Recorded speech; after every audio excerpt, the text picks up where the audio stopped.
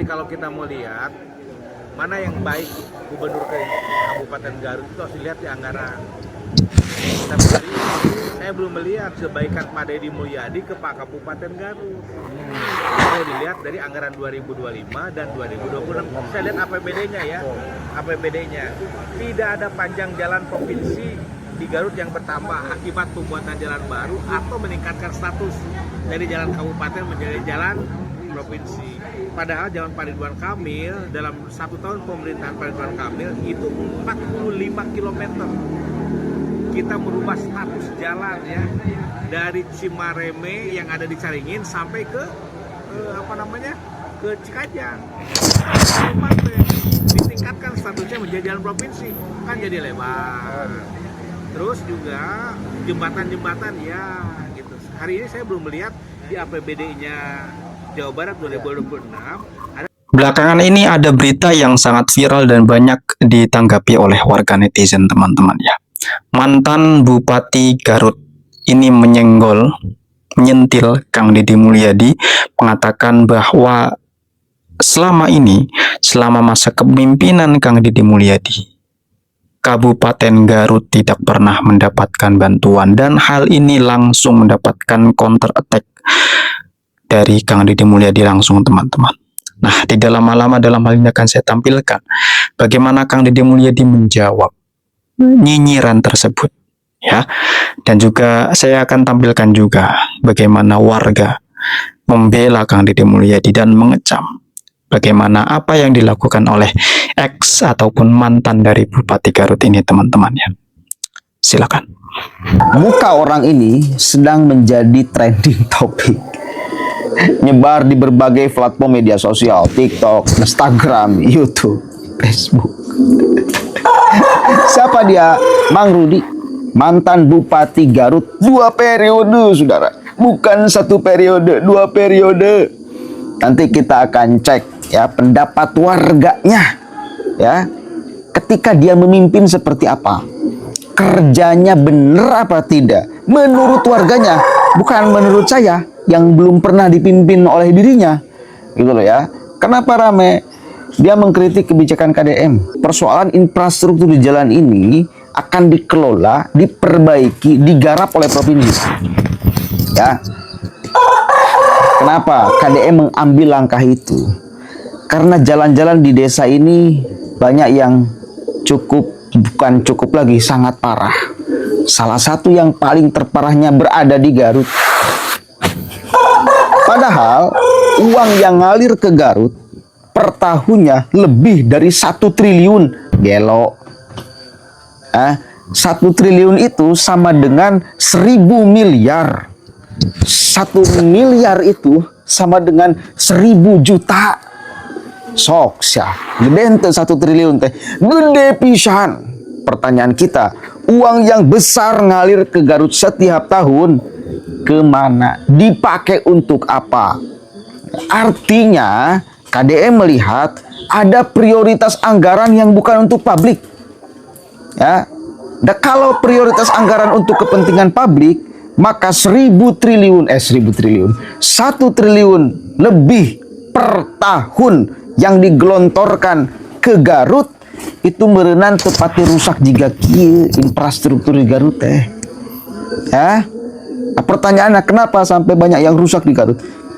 Prioritas anggarannya bukan untuk kepentingan publik. Meureun baheula jiga kitu, sok we komen warga Garut ayeuna. Ya, kita dengarkan nanti ya warga Garut. Kita lihat dulu sekarang ocehan mantan Bupati Garutnya, saudara.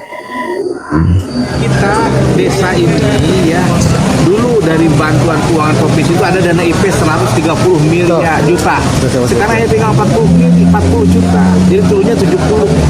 Dari 55 miliar menjadi 15 miliar lah kira-kira. Turunnya 40 miliar. Nah, yang 40 miliar itu dulu katanya mau dibuatin untuk jalan. Jalan desa itu akan dibangun oleh provinsi lah dengan kerjasama. Tapi di APBD ini juga tidak ada. Jadi saya belum hari ini saya lihat dari APBD mudah-mudahan ini harus didorong oleh orang Garut.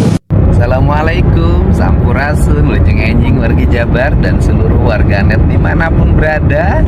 Sehat, bahagia, semangat. Saya dalam perjalanan menuju kota Tasik untuk mengikuti salah satu kegiatan yang dilaksanakan pada hari ini. Dan saya sampaikan terima kasih banget buat Pak Rudi, mantan Bupati Garut, yang saya lihat sangat rajin mengkritik saya. Mohon banget saya diingatkan oleh Bapak karena Bapak adalah sahabat saya. Dulu sama-sama pernah menjadi bupati bersama. Saya Bupati Purwakarta, Bapak Bupati Garut. Saya sampaikan ke Bapak bahwa setelah saya melihat data keuangan pemerintah Provinsi Jawa Barat 5-10 tahun ke belakang, ke Kabupaten Garut tuh ngalir uang dalam setiap tahun itu kalau diakumulasikan triliunan, Mbak. Tetapi yang saya aneh, hari ini saya banyak sekali mendapat komplain dari warga Bapak yang di daerah-daerah pedesaan, terutama Garut Selatan. Mereka selalu komplain jalan butut, jembatan butut, itu saja yang diomongin. Nah, karena saya mendapat komplain dari warga Garut secara terus-menerus, terutama daerah pedesaan, ini yang paling sering komplain tuh Garut dan Sukabumi. Nah, maka saya berinisiatif untuk merubah cara pengelolaan bantuan keuangan. Jadi, dana untuk desa bukan dikurangi, Pak, ditambah lebih besar lagi dibanding tahun yang lalu, malah 2 kali lipat. Cuman kami akan membagi skala prioritas, yaitu menyelesaikan jalan-jalan yang jelek di desa secara bertahap dan nanti menyebar ke seluruh provinsi Jawa Barat. Dan salah satu prioritas kami dari jalan-jalan desa yang jelek itu adalah salah satunya ya Kabupaten Garut. Kami ingin beresin agar tidak ada masyarakat yang teriak-teriak lagi jalan jelek. Tapi kalau Bapak keberatan terhadap apa yang kami lakukan, ya nggak apa-apa. Saya geser ke kabupaten lain yang lebih membutuhkan. Karena barangkali Bapak keberatan terhadap kebijakan saya. Nggak ada masalah, Pak. Karena yang butuh jalan masih sangat banyak. Hatur nuhun Pak Rudi, salam untuk keluarganya. Sehat selalu. Mantan Bupati Garut 2 periode Bapak Rudi Gunawan mengkritisi tentang kebijakan KDM Bapak Aing Gubernur Jawa Barat. Aduh, Ani orang Garut Selatan merasakan langsung tentang bagaimana dulu beliau memimpin 2 periode, khususnya jalan-jalan desa, jalan-jalan kabupaten yang ada di Garut Selatan hancur. Ama mau didingkelir, butut, pejet. Bukti nyata sok cek satu aja, gak usah banyak-banyak. Ruas jalan kabupaten yang ada di Kecamatan Banjarwangi Singgajaya Pende yang tembus ke Cibalong, bagaimana kondisinya sampai hari ini? Bukan setahun, 2 tahun, 5 tahun, 6 tahun. Lihat saja kondisinya saat ini. Belum ada perbaikan. Sampai bupati yang sekarang. Lamun ia program KDM sampai terhalang oleh kritik Bapak, oleh masukan Bapak, oleh ketidaksetujuan Bapak. Apakah Bapak sanggup menanggung jawab tentang keinginan? Lebih jauhnya tentang marahnya rakyat Garut. Orang berbuat baik, rencana provinsi sangat mulia. Lagian bukan untuk mengurangi anggaran, malah menambah anggaran. Cuman pengelolaannya yang lebih amanah lagi, yang lebih bisa dirasakan lagi oleh masyarakat. Ingat, masyarakat bukan melihat janji, tapi melihat bukti. Hatur nuhun, sampurasun, silakan komen. Oke. Eta teh menurut orang Garut yang pernah dipimpin oleh Mang Rudi. Seperti itu komentarnya, saudara. Lain eueuh, duit ka pemerintah daerah, duit ka kabupaten, kota, desa dulu bukan tidak ada, ya triliunan apalagi ke Garut. Jadi ketika dilacak ya, gelontoran anggaran di Provinsi Jawa Barat yang tersebar di kabupaten kota yang ada di Jawa Barat, yang suka mendapatkan duit gede banget itu salah satunya Garut, Tasik, ya Tasik Selatan. Saya orang Tasik.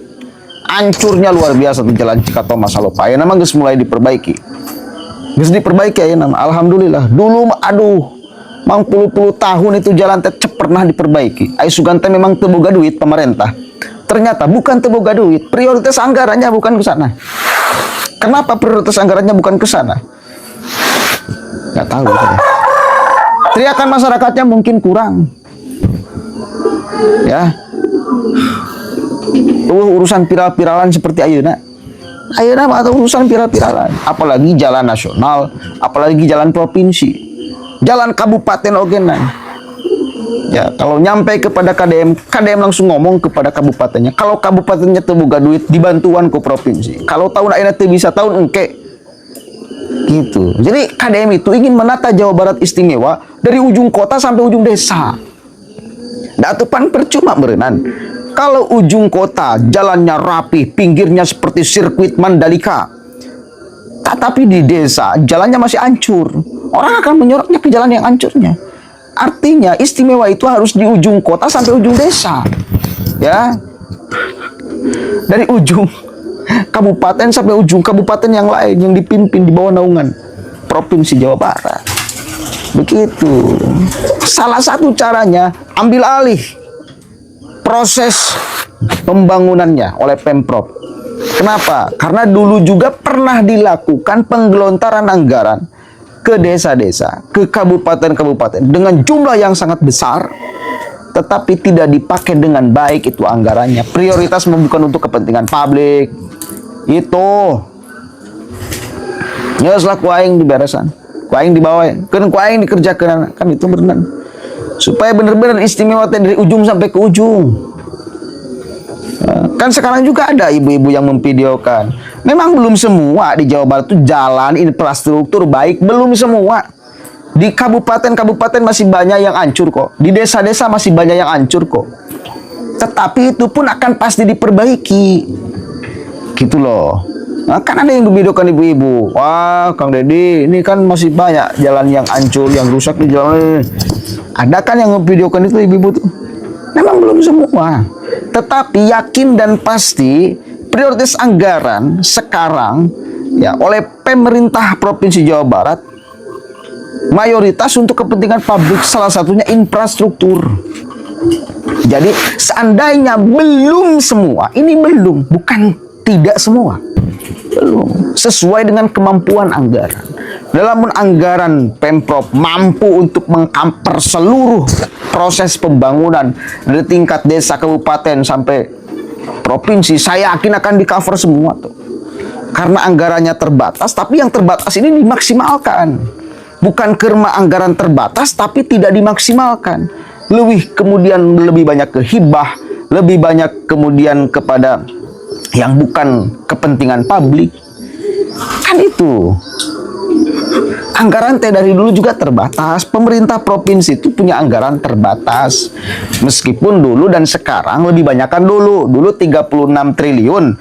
Sekarang 31, turun lagi 28 triliun. Kan itu ya, itu terbatas anggarannya. Tidak akan bisa menyelesaikan seluruh problem yang ada di Jawa Barat. Dari mulai tingkat provinsi sampai desa, tidak bisa semua. Tapi kalau anggaran ini maksimal untuk kepentingan publik, merenang lebih banyak nu diperbaikinya daripada nu terbuang sia-siana. Kan begitu.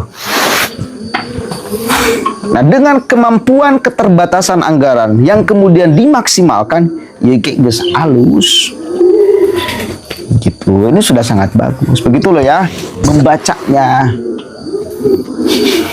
Anggaran terbatas dimaksimalkan, ya. Anggaran tak terbatas tidak dipakai untuk kepentingan publik, rek naon. Mau alus deui anggarana mual terbatas dimaksimalkan, beres semua Pak. Telebar KDM karena anggaran saya yakin. Kalau untuk kepentingan publik telebar. Rek naon atuh keur naon da lain duit sorangan. Tugasnya cuma mengelola mana yang kemudian harus diprioritaskan, itu aja. Mudah-mudahan ada manfaatnya. Itu testimoni langsung dari orang Garut, saudara. Bukan orang di luar Garut. Itu orang Garut langsung ngomong. Baik atau tidak, Mang Rudi? Tanggung jawab Anda, Mang Rudi. Bila atas atau karena kritikan Anda, karena layangan serangan Anda kepada KDM menjadi pembangunan di wilayah Garut tidak diteruskan, dialihkan ke Nusa Jaya lamun teu daek maka itu masih kena loba. daerah-daerah Jawa Barat yang masih membutuhkan pembangunan, ya, bantuan dari pemerintah Provinsi Jawa Barat, bukan hanya Garut. Tanggung jawab Anda. Assalamualaikum warahmatullahi wabarakatuh. Nah, oke ya teman-teman, itulah tadi beberapa cuplikan video yang bisa teman-teman simak dan juga saksikan tentang bagaimana seorang mantan Bupati Garut, ya, Rudi Gunawan ya kalau saya tidak salah itu namanya. Ini nggak ada angin, nggak ada apa, berbicara tentang kebijakan ataupun program yang dilakukan oleh Kang Deddy Mulyadi di Jawa Barat, sampai menyinggung bagaimana Kabupaten Garut itu tidak pernah mendapat bantuan selama masa kepemimpinan era Kang Deddy Mulyadi di Jawa Barat. Nah, hal tersebut ya tentu langsung dijawab, ditanggapi, ya, tidak lebih menurut saya sebagai bentuk penjelasan saja, bukan untuk menjatuhkan ya teman-teman. Apa yang dilakukan oleh Kang Deddy Mulyadi tersebut sebagai upaya penjelasan ataupun pembenaran, pelurusan dari apa yang disampaikan oleh mantan Bupati Garut tersebut, teman-teman. Ya, bagaimana komentar teman-teman? Ini sangat unik sekali karena memang banyak ditanggapi, jadi netizen ataupun warganet ini banyak menanggapi hal tersebut sampai di telinga Kang Deddy Mulyadi dan mendapatkan tanggapan atau respon dari beliau. Begitu teman-teman. Oke, mungkin cukup sekian hal yang dapat saya sampaikan, kurang dan lebihnya saya mohon maaf. Hadanallahu wa yakum ajma'in wallahu al-muwaffiq ila aqwamit thoriq. Wassalamualaikum warahmatullahi wabarakatuh.